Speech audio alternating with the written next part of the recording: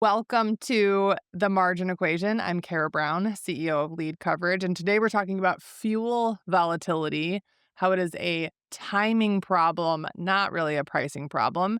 And I'm here with Matt Cartwright, CEO of Magnus Technologies. Matt, tell us a little bit about Magnus. Yeah, so Magnus is a SaaS-based solution that's primarily for asset-based carriers that we handle the brokerage operations as well of our customers. The solution is highly interoperable. It's really designed to be a full business lifecycle TMS from quote to cash. Every aspect of our customers' operations is contained within the Magnus application. So they get a real single source and single pane of glass for all of their operations. Quote to cash. I like it. Yep. So today we're here to talk a little bit about fuel. So diesel is a little bit all over the place Okay. right now, crossing $5 a gallon some places in the country. Every carrier knows fuel costs are up. So why are so many still losing money on fuel? I think there's a kind of complexity that's a bit manufactured when it comes to fuel, how to recover fuel from customers, and how ultimately to neutralize it. So I think the real consideration for fuel is how do we make it somewhat neutral? And I think that most of our customers are at the whim of their end customers, which makes it difficult. Uh, People are looking for solutions when in reality the solution is much simpler. And so I think just being able to indicate a primary way to handle the ups and downs of fuels in a way that is cost neutral to effectively both parties is the primary objective. And it feels like there's too many variants to handle that when the primary intent's pretty clear. Is the biggest variable there timing? Yeah, I think that's a lot of it. I think because fuel fluctuates effectively daily, but even to a certain degree, most of the indexes are at least based on a weekly change, and those include kind of national averages and regional averages. And I think the folks in the industry kind of struggle with how do we assimilate our process to take advantage of those indexes so that everybody's fully aware of how we're calculating it when we're picking up the shipment versus I may have received a 204 or an order 2 weeks ago, but I'm not going to ship it until today. So how do I match the fuel surcharge appropriately to what the fuel is when I actually pick up or deliver the freight? And so there's technical solutions for that we implement, but it more importantly makes it highly transparent. And I think just being able to understand when did I actually use the fuel? So when did I pick up the freight? When did I deliver the freight? And matching to the actual market conditions then is probably one of the challenges that most shippers and carriers struggle with. So the legacy way of dealing with the fuel surcharge is that it doesn't actually match always when you use the fuel, Yeah, yeah. which can put a carrier at a disadvantage. Sure, If they're not aware of the timing. sure. You can end up cutting into margin. Yep. If you're not being careful. Without a doubt. And I think, again, there's a lot of nuance to how that's handled, but ultimately, if you can match the fuel consumption to a independent index, if you will, that's the optimal way to do it. There's no questions, there's no concerns. I don't have to look back and go, well, shoot, somebody marked it to last quarters or last months or whatever the case is in a highly volatile fuel era, which we have and probably will for the foreseeable future. It's important to really understand how fuel surcharge should be applied based on truly when the fuel is consumed to deliver that freight. And theoretically, everyone should be on board with this, right, Matt? It's supposed to be a cost neutral component. It shouldn't be something that either side of the equation are using as a weapon, if you No, will. no. There are times where you the line haul rates are maybe a little lighter and people will use fuel to augment or vice versa. But generally, the intent is to make the fuel neutral to where the shippers are not carrying the burden, the carriers are carrying the burden independently. So I think if you went back and asked everybody, hey, what's the point of fuel surcharge? It's to make it net neutral. And I think nobody would necessarily have an argument for that, with the exception of some edge cases, but that's the intent, and I don't think anybody's going to argue otherwise.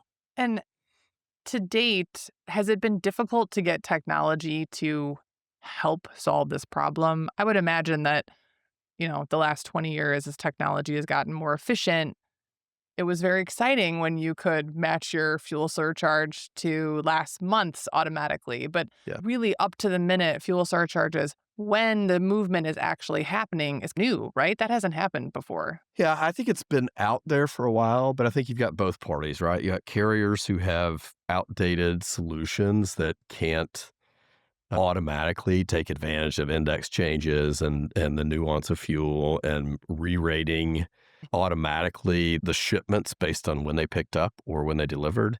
And I think you've got the shippers who have a challenge in that their purchasing systems or payment systems don't have the automation to say, this is the index it's tied to. All we need to do is track to the miles and the index. And that way their must match systems are again automated. So you got a couple of things that are detractors from taking advantage of the newer technologies that I think continue to plague a lot of folks on both sides. So tell me a little bit about how Magnus is solving this problem for carriers specifically. Yeah. So our primary method is, can we tie it to an index? Mhm. And then can we automatically ingest the index on a regular cadence? I think the EIA is probably the easiest one to mention, right? There's a national average, there's regional averages, it can be diesel, it can be various things.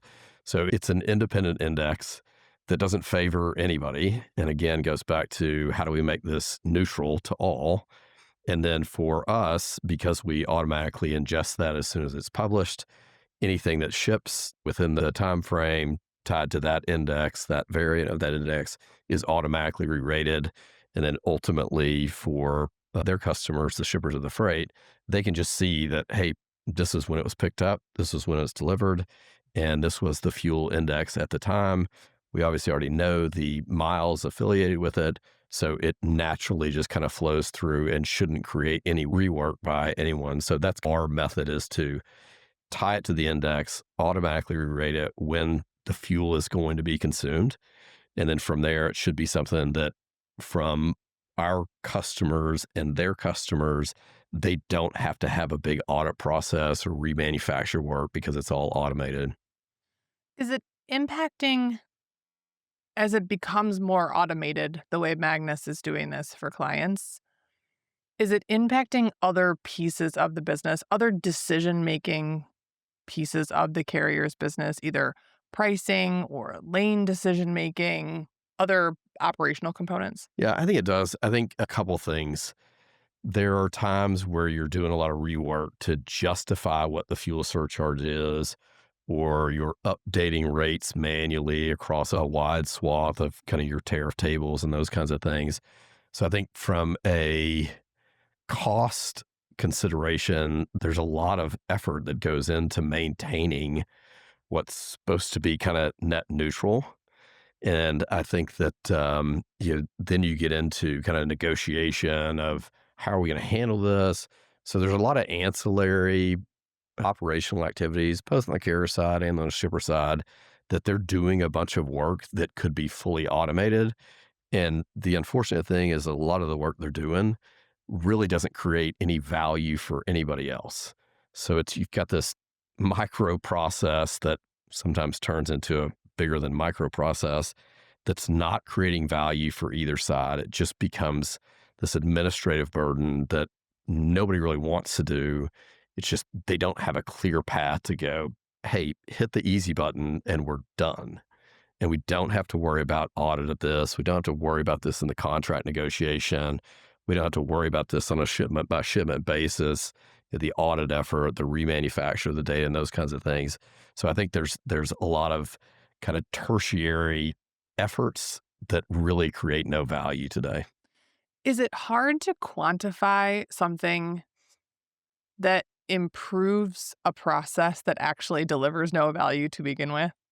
Is that a hard way to ask that question? Like, I can see the operational efficiency of this approach to fuel and really I'm going to call it a modern approach, if you'll let me say that. This modern approach to how to handle this fuel surcharge process, can it be difficult to kind of prove the impact? Yeah, I think the biggest difficulty is you have this idea of this is how it's done. So we're going to keep doing it this way versus going, could it be done different? And let's adapt our idea to optimal and then deal with real constraints within that world. I think that if you had a blank canvas and you said, hey, what if we could do all this way? Pretty much everybody would go, perfect. Well, yeah, that's just easy. Everything's automated. We don't have a lot of extra effort associated with it. And then you get into, okay, let's implement it. They go, oh, well, this customer, they're going to have a hard time. Or we have owner operators that have fuel surcharge and they don't really understand it, that it could be that dynamic. Or when we're dealing with brokerage operations, the third party carriers don't understand the dynamics of that kind of thing. And those things become impediments to going, yeah, but this is the right way. Let's solve the reality of who's really going to object. If we can all agree this is the right method to do it, right? Versus kind of dragging along that historical idea of this is the way I've always done it. So we're never going to make any change to this because this is just what they do. What we find a lot of times is when we have those conversations, whether it's with their customers, the shippers, or otherwise, and we go, hey, do we agree this is more optimal? They'll generally say yes. And then we go, well, can we find a way to migrate to it? And we're going to give you a solution. They're receptive to it. I think the problem is people aren't coming with a solution. They're just coming with the objection to start. And so when you don't follow the objection with a solution, everybody just goes, okay, well, we still only have an objection. So I think for us, for Magnus, we always look at how do we bring a solution to something that may have a legacy consideration that we need to overcome. But just accepting the legacy as the truth is obviously problematic. I think it's accepting legacy as the only way to get it done For is sure. the death of modern For transportation sure. and supply chain Yep. movement, right? Yep. So, what I really want to take from this conversation is that framing matters. Sure. The way that you're framing this problem in the business and you're bringing solutions to the problem. Is there actually a problem? Yes, there is. How do we find a solution that answers this whole Yep. problem? Yep. Excellent. Yeah. Yeah. So I think, yeah, that being said, most of the time, if you ask what could somebody do different, there are options. It's, do you do this? And is this the way we have to do it? If that's the only question, the answer is yes, that's the way we have to do it versus, okay, well, could we do it slightly differently? Most of the time, the answer is yes, but you have to ask that question and be willing to ask the question and then be willing to say, this does create value versus maintaining this legacy artifact doesn't really create value. Everybody's busy. Nobody wants a lot of extra work. So you have to find ways that you can kind of minimize their effort, but also achieve the goals of everybody does want to do better, does require a little bit of change. So let's break it up into bite-sized chunks. And for Magnus, let's find a technological solution that doesn't create more work for anybody involved. It actually reduces the work. It may, for a short period of time, cause a small increase in work for people to understand it, but then pretty soon thereafter, that totally drops off. I really appreciate you connecting specifically fuel surcharge, which we started talking about, really should be net neutral. Yep. It's a relatively not contentious issue. Everyone uses it. It's part Yep. of the business, Yep. right? Yep. But you've connected it to value Yeah. and changing the way that you think about a banal problem that the industry has been dealing with for hundreds of years Yep. and changing the way you think about it can create value Yep. in their organizations. Yep. Yep. For sure. For sure. Fantastic. Yeah. This was so great. Thanks Yeah. so much for being here, Matt. This was Absolutely. fantastic. Yeah. Good to see you.